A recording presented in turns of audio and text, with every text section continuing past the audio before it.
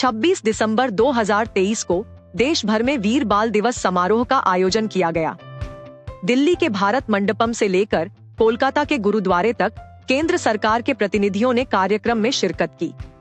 आइए जानते हैं कि इस समारोह का ऐतिहासिक महत्व क्या है और क्या है चार साहिबजादे जोरावर सिंह, फतेह सिंह, अजीत सिंह और जुझार सिंह के साहस और बलिदान की कहानी।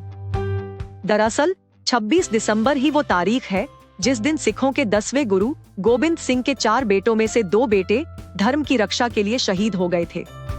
हम आगे बढ़े उससे पहले आइए जानते हैं गुरु गोबिंद सिंह के बारे में। गुरु गोबिंद सिंह ने ही खालसा पंथ की स्थापना की थी। सिखों के 10वें गुरु गोबिंद सिंह एक संत और दार्शनिक होने के साथ साथ एक योद्धा भी थे। उन्होंने मुगल बादशाह औरंगजेब के खिलाफ कई युद्ध लड़े थे। अपने पिता गुरु तेग बहादुर की हत्या के बाद महज 9 साल की उम्र में इन्होंने गुरु की पदवी संभाली थी। इनके संघर्ष की शुरुआत आनंदपुर साहिब किले से हुई थी। गुरु गोविंद सिंह और मुगल सेना के बीच कई महीनों से युद्ध चल रहा था। गुरु गोविंद सिंह के हौसले देखकर औरंगजेब दंग रह गया था और उन्हें हराने के लिए औरंगजेब ने एक कूटनीति अपनाई। औरंगजेब ने गुरु गोविंद सिंह को चिट्ठी लिखकर कहा कि अगर वो आनंदपुर किला खाली कर दें तो वो कुरान की कसम खाता है कि वो उन्हें परिवार सहित वहां से सुरक्षित निकलने का रास्ता देगा। गुरु गोविंद सिंह इस बात से वाकिफ थे कि औरंगजेब अपने प्रस्ताव से मुकर सकता है, लेकिन फिर भी उन्होंने दुर्ग छोड़ने का मन बनाया। लेकिन औरंगजेब की सेना ने वादा खिलाफी करते हुए गुरु गोविंद सिंह की सेना पर हमला कर दिया। सरसा नदी के किनारे लंबी लड़ाई चली।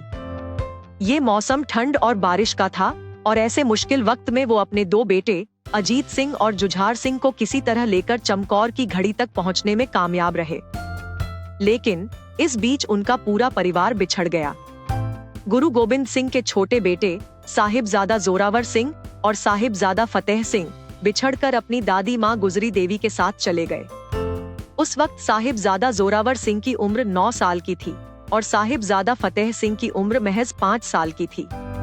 इन तीनों ने गुरु गोविंद सिंह के एक पुराने रसोइये के गांव में जाकर शरण ली, लेकिन पैसों के लालच में उसने विश्वासघात किया और गुजरी देवी सहित दोनों बच्चों को मुगल अधिकारी वजीर खान को सौंप दिया। वजीर खान ने इन दोनों साहिबजादों को गिरफ्तार कर लिया। कैद के दौरान माता गुजरी देवी ने साहिबजादों को गुरु नानक देव और गुरु तेग बहादुर जी की बहादुरी के किस्से सुनाए। वजीर खान ने इन दोनों साहिबजादों के सामने शर्त रखी कि वो इस्लाम अपना लें, लेकिन इन दोनों साहिबजादों ने ऐसा करने से साफ इनकार कर दिया। साहिबजादे फतेह सिंह और साहिबजादा जोरावर सिंह ने कहा कि हम गुरु गोविंद सिंह के पुत्र हैं और हम अपना धर्म कभी नहीं छोड़ सकते। ऐसा सुनते ही गुस्से से भरे वजीर खान ने दोनों साहिबजादों को जिंदा दीवार में चुनवाने का आदेश दे दिया।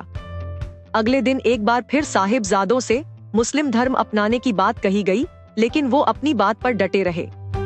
इसके बाद दोनों छोटे साहिबजादों को बनाई जा रही दीवार के बीच खड़ा कर दिया गया और जल्लाद दीवार खड़ी करने लगे। जब दीवार उनके सीने तक आ गई तो एक बार फिर नवाज ने उनसे मुस्लिम धर्म कबूल करने को कहा, लेकिन तब भी वो अपनी ही बात पर डटे रहे। दोनों साहिबजादों में जोरावर सिंह बड़े थे। जब उनको चिनवाने के लिए बनाई जा रही दीवार ऊपर उठने लगी तो उनकी आंखों में आंसू आ गए। ऐसे में छोटे भाई फतेह सिंह ने उनसे पूछा कि क्या वो बलिदान देने से डरकर रो रहे हैं। तब जोरावर सिंह ने छोटे भाई को जवाब देते हुए कहा कि वो मौत से नहीं डर रहे, बल्कि वो तो ये सोचकर उदास हैं कि छोटा होने की वजह से फतेह सिंह की दीवार पहले बन जाएगी और उनकी मौत पहले हो जाएगी। वो इसी बात से दुखी हैं कि उनसे पहले बलिदान होने का मौका छोटे भाई फतेह सिंह को मिल रहा है। जोरावर सिंह ने कहा कि मैं मौत से नहीं डरता, बल्कि मौत मुझसे डरती है। दोनों साहिबजादों के शहादत के बाद चमकौर की गढ़ी में भी युद्ध हुआ, जिसमें वीरता का प्रदर्शन करते हुए गुरु गोविंद सिंह के बाकी दोनों बेटे अजीत सिंह और जुझार सिंह भी बलिदान हो गए थे। साल 2022 में पीएम मोदी ने ऐलान किया था कि 26 दिसंबर के दिन हर साल वीर बाल दिवस के रूप में मनाया जाएगा।